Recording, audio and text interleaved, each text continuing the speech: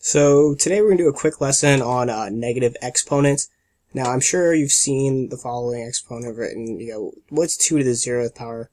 Well, that's 1. Everything raised to the 0th power is 1, except for 0.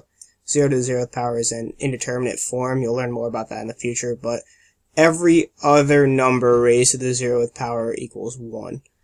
But what if I have 2, sorry about my 2's differently, but 2 to the negative 1, well, you're kind of like, okay, well, how the heck do I solve this? How do you take something to the negative power?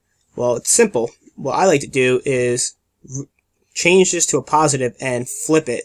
So this is pretty much the same thing as 2 over 1, right? So if you flip it and you change this to a positive, it's going to be the same thing as 2 over 1, which is 1/2. And that, sorry, I'm going to stick to 1, 2 for the rest of the video, but that is the answer to this. 2 to the negative first power is 1/2. So that's pretty much all you do. All you do is flip it, change it to a positive, then you flip it, and you'll get the negative exponent. So we'll try some more examples, and go forward with that. So here I wrote out some examples for negative exponents. We'll solve them using what I just said.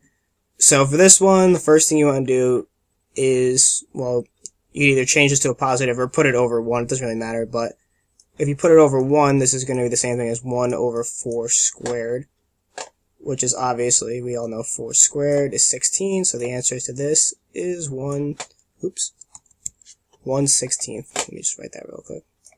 There we go. That's the answer to this. Same concept here. Right, rewrite this, 1 over 3 to the 3rd, 3 to the 3rd, I'm not sure you know that, 3 times 3 times 3, and that's 1/27. So this one right here, 2 to 0, that's 0, right?